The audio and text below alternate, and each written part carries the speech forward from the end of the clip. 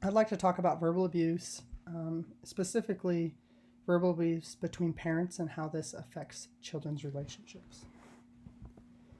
So many of us, when we think of verbal abuse, may get it confused with emotional abuse, although they are separate.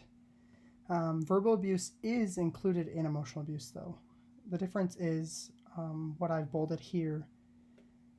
For example, you're withholding affection or you're trying to control someone are some differences from emotional abuse compared to verbal abuse.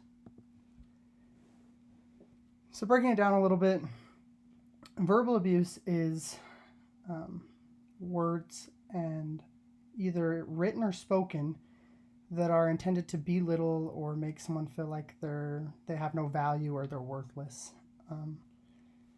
I chose this illustration because I liked how it portrayed verbal abuse and how verbal abuse usually comes from, a parent a lot of the times. And in this study, even though it focuses on verbal abuse between two parents, this also shows a lot of times with verbal abuse, it's the parents' thoughts of themselves actually being passed down. And the research that I'm going to be talking about today discusses this further. So this is a short video portraying a husband verbally abusing his wife. As you watch it, look for some characteristics of verbal abuse, and there's even some of emotional abuse for some brownie points. We roll again, and this time David tries to publicly humiliate his wife by bragging about his infidelity. Yes, I cheated on you.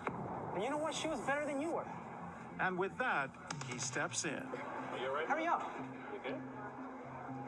I can't even understand why I even married you. You know that? You're a jerk. You shouldn't do this out here in the public, sir. Hey, listen, man. Listen, I'm talking to her, okay? I understand. I'm talking to you.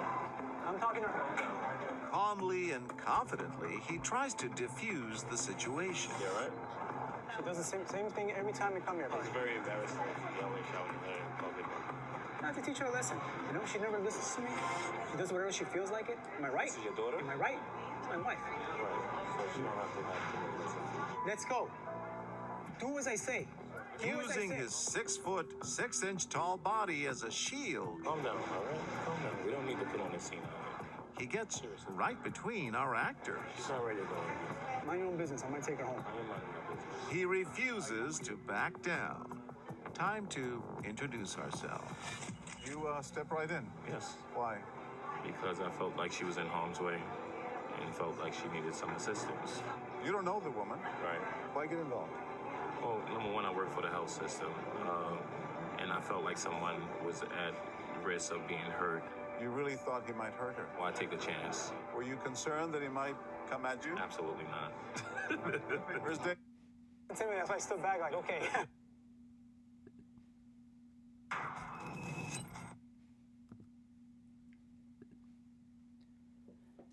All right, so what are some characteristics of abuse that you noticed? So the research that I would like to talk about today was done in 2018, as you can see, and it is based on the intergenerational transmission of violence model. And this model has two theories underneath it. That is the family systems theory and the social learning theory. And the family systems theory is based off like family rules and like system processes. And the social learning theory is one that you are most likely aware of, where we learn from observing other people's behaviors. So the first finding that I'd like to talk about is that verbal abuse between parents makes it more likely that these verbal abuse patterns will also be in their children's relationships. So many times as parents we think the verbal abuse that we have between our partnership is not really affecting our children because it's not directly involving them. But the things that you are saying just like that illustration earlier, can even be passed down to their child. For example, if the father calls the mother worthless, the child is part of that mother and can think, wow, I'm worthless too. So as parents, we need to realize what we are saying and how this may be affecting not just our relationship as a couple, but as a family.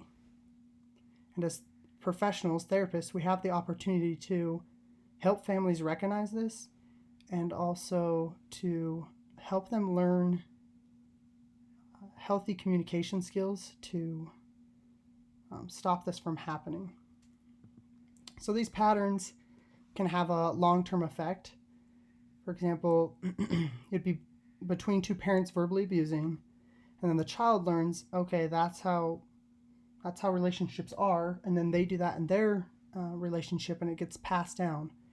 And these long-term effects can continue to just be passed down from generation to generation.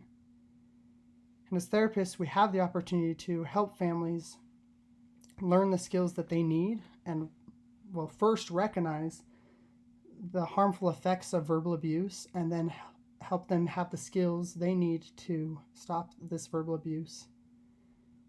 Another opportunity that we have is to, with this research, to recognize that if a child is being verbally abusive, this can be a pre-screening behavior to then check the family and see if there's verbal abuse between the parents.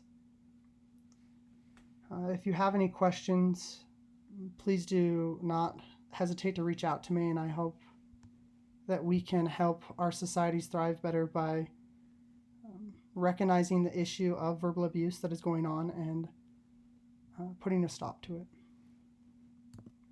Thanks.